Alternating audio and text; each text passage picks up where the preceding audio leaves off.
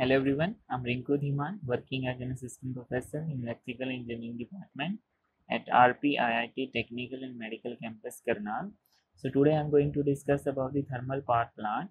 So as name indicate, it is related to thermal based or temperature based generation of the power energy. So thermal power plant is basically fueled with the coal kind of raw material we use for the generation of power, electrical power we can say. So we'll discuss about the different steps or different working steps in the thermal power plants, the working principle of thermal power plant in the further slide. So thermal power plant is nothing but it is a power plant in which the prime mover is steam driven. So we can say that here we utilize the prime mover who generate the steam basically, and which is heated, turn into steam and spins a steam turbine which drives an electrical generators. So the water is heated in the boiler and converted into steam, and that steam will spin the turbine, and that turbine in turns rotate the generator, and that generator will generate some electricity. So after it passes through the turbine, the steam is condensed in a condenser and recycled to where it was heated. So there is also a recycling system as well. So that water who is condensed after sticking to the turbine blades is condensed in condenser and then recycle again to the storage tank of water where it was heated, or we can say in boiler. So this is known as the Rankine cycle. So this is the basic principle of our thermal power plant. So now we will discuss the schematic diagram of our basic thermal power plant in the further slide. So these are the main component of thermal power plant. We will include in our basic schematic diagram for the thermal power plant. The one is your cooling tower, cooling water pump, transmission line, step-up transformer, electrical generator, low pressure stream, condensate pump, surface condenser, immediate pressure steams. Then we can say that feed water heater, boiler steam, high pressure steam turbines, combustion air intake, induced draft fan, forced draft fan, reheater, etc. So we will understand the function of all these components in the block diagram of our thermal power plant. So this is the thermal power plant schematic, which is basically utilize the principle of electricity generated from thermal power plant. So here the first step is our coal storage. So here we can say that we will store the we can that fossil fuel, that is our coal, in the coal storage, where the coal handling plant will convert this raw coal into the pulverized form, or we can say that in crushed form, that is utilized for heating the boiler. So in this boiler we are fed with water, right, and that water will heat up by the coal produced energy.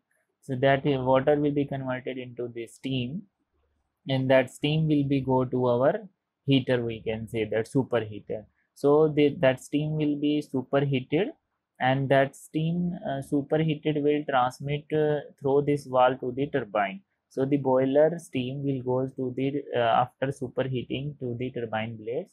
The turbine blade will be rotate, and it will rotate in terms of alternator, and alternator will generate some electricity.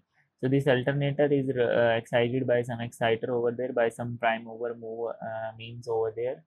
Then this electricity will transmit it to our switch yard, right? So this is the whole process of thermal power plant generation. Now the sum of recycling things over there, so we don't will get the most much waste during our production.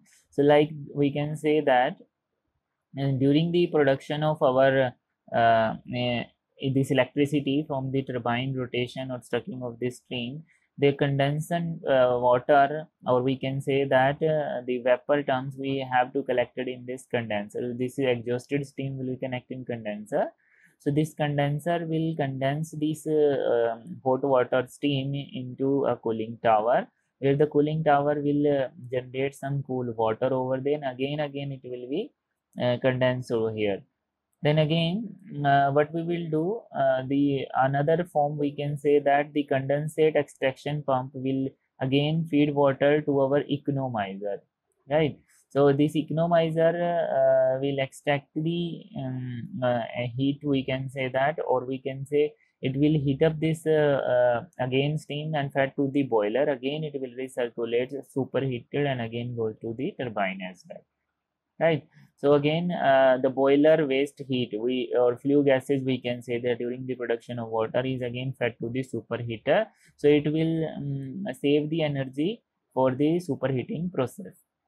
So economizer again extract the flue gases and it is again fed to the air preheaters, right? So the preheater will generate the we can say that preheating, most of the fume gases are induced, and that is exhausted through the draft vent to the chimney.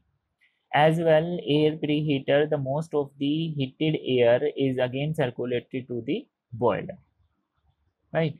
So this is the whole process of recycling, where we can maximum utilize the byproduct of our power plants, right? And another thing we can say that in the boiler, when the coal is heated, there will be a ash handling plant as well, or the coal burning byproduct is ash is collected into the ash handling plant basically, and then we fed to it to the ash storage, where it can be utilized for the further applications like making roads or making some kind of buildings, etc.